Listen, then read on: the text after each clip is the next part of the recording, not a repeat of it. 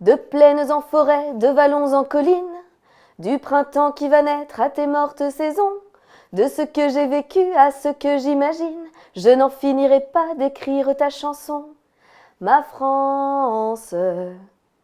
Cette chanson de Jean Ferrat illustre parfaitement le thème de cette seconde émission du Roverway 2016, la culture française. À cette occasion, je vais accueillir Adèle, Rover Rep du Roverway 2016. Bonjour Adèle. Bonjour. Alors j'ai une première question. Un des objectifs du Roverway 2016 est de permettre aux jeunes Européens de découvrir la culture française. Alors est-ce que ça veut dire qu'on va aller manger des cuisses de grenouille chez Paul Bocuse ? Ou alors qu'on va faire une partie de basket avec Tony Parker ? Ou qu'on va chanter Barbara ou Brassens autour du feu ? Ou encore qu'on va aller visionner un film de Luc Besson ? Alors non, pas vraiment, même si on aimerait bien. En fait, la culture française, les rovers rep, ils vont plutôt la découvrir dans les routes. Donc quand ils seront dispatchés dans toute la France par 30, 40, et à ce moment-là, ils vont vraiment travailler avec des associations, donc voir un peu comment les scouts vivent en France et comment les Français vivent en France.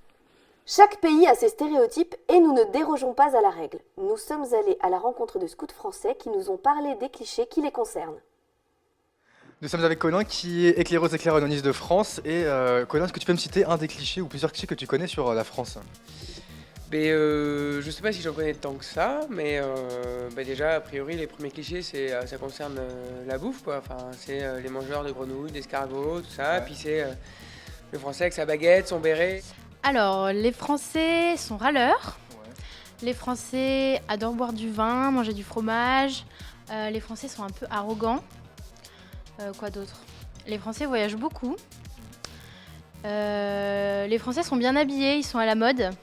Alors j'avais posé la question justement avec des scouts allemands que j'avais rencontrés cet été. Et le premier truc qui pour eux caractérisait les Français, c'était leur romance, leur charme et surtout leur façon comme ça, cet esprit de séduction qu'on retrouve peut-être pas partout. On a une bonne réputation de gens qui, faut pas trop nous titiller. Hein. Ah oui, on fait des grèves aussi. Des grèves, oui. On fait des grèves, ouais. Ça, le moindre truc. Et si les Français sont romantiques, ça te fait penser à quoi ? Ça m'a pensé au Pont des Arts. D'accord. Si je te dis que les Français ne parlent pas anglais ? Ouais, oui, carrément. Mais les Français sont très mauvais en langue étrangère. Pas qu'en anglais d'ailleurs. Tu parles anglais par exemple ou... Oui. D'accord. Donc ce n'est pas toujours vrai. Merci beaucoup Colin. Adèle, lors du rassemblement, est-ce que des temps seront prévus pour permettre aux jeunes Européens de découvrir et d'échanger sur les cultures de leurs voisins ?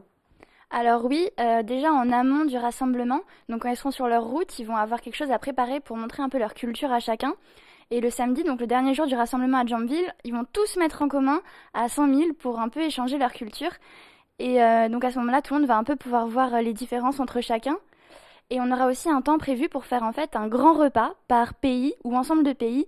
Enfin ça, c'est encore à l'ébauche de projet, mais où tout le monde pourra un peu goûter les spécialités de partout et découvrir ce qui nous rassemble et en quoi on diffère.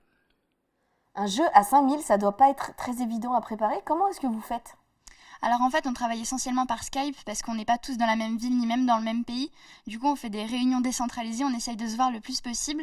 Et je travaille aussi sur ce projet avec mon équipe combat. Donc on est 7, on a entre 17 et 18 ans et on essaye de faire ça du mieux possible.